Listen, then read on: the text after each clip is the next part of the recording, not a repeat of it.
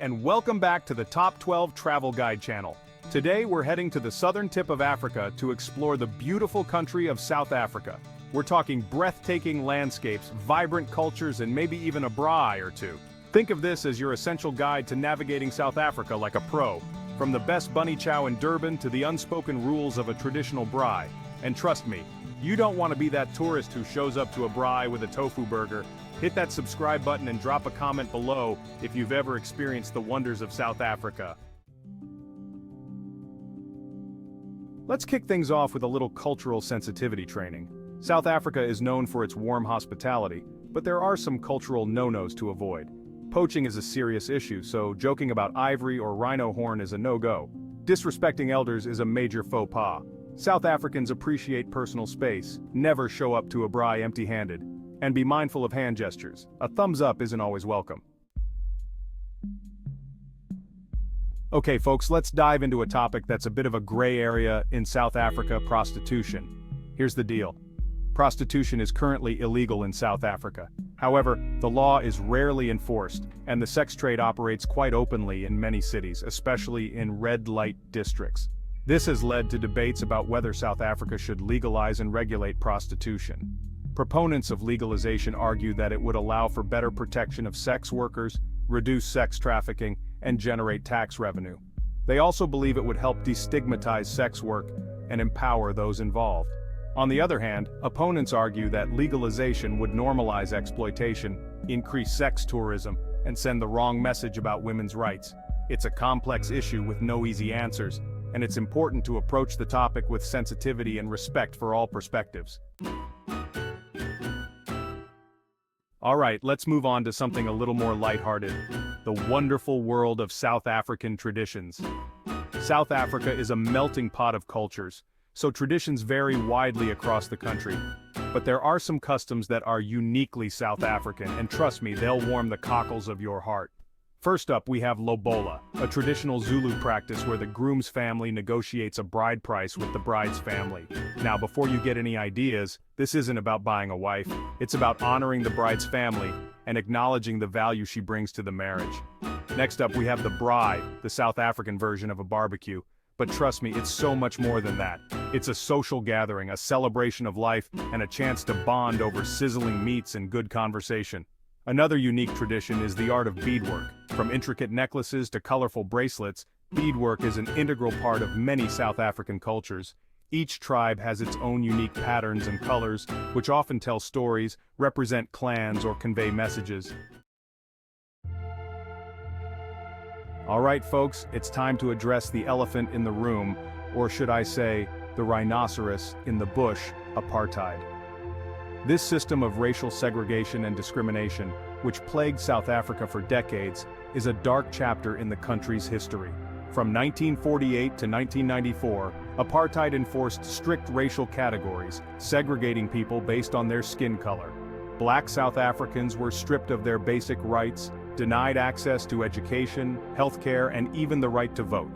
They were forced to live in separate communities, work in menial jobs, and carry passes that restricted their movement. The struggle against apartheid was long and arduous, marked by protests, violence, and countless acts of bravery. Leaders like Nelson Mandela, Walter Sisulu, and Steve Biko became international symbols of resistance, inspiring people around the world to stand up against injustice. The dismantling of apartheid in 1994, marked by the historic election of Nelson Mandela as the country's first black president, was a moment of immense joy and hope for South Africa. While apartheid is officially over, its legacy continues to cast a long shadow over South Africa. Alright folks, it's time to tantalize those taste buds and take a culinary journey through South Africa. Get ready for a fusion of flavors from spicy curries to succulent meats that will leave you craving for more.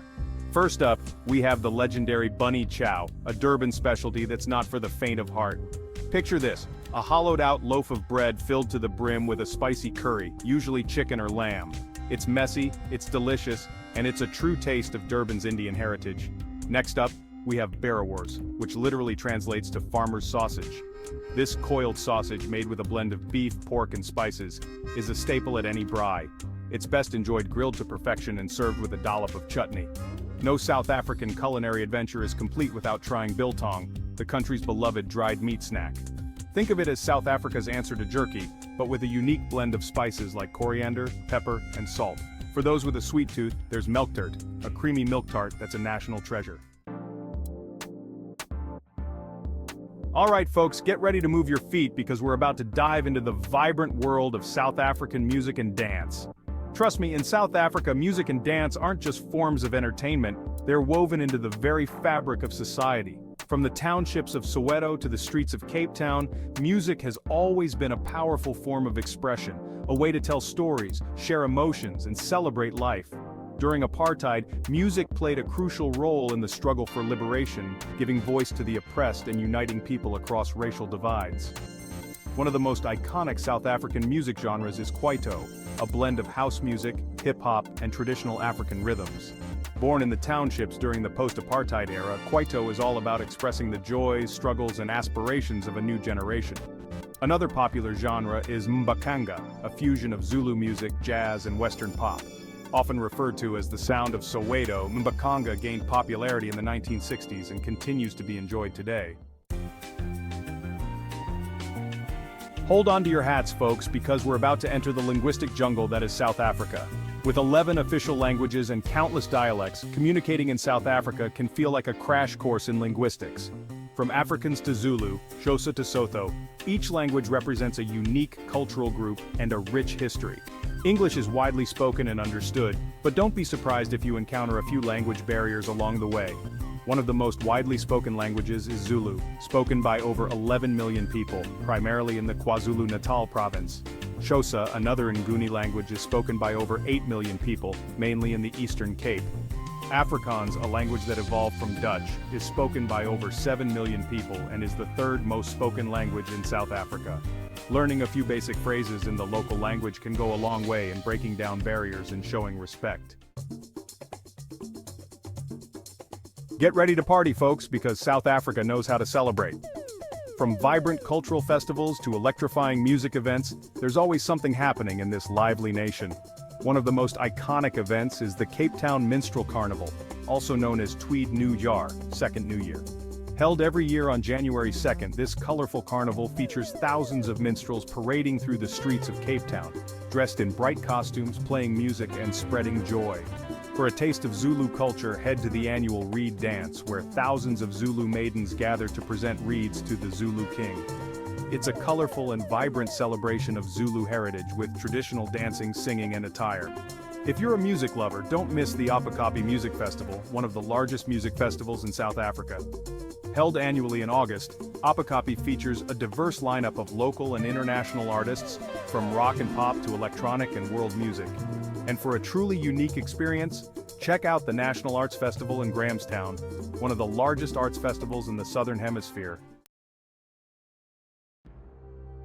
Hold on to your binoculars, folks, because we're about to embark on a wild adventure through South Africa's breathtaking national parks and game reserves.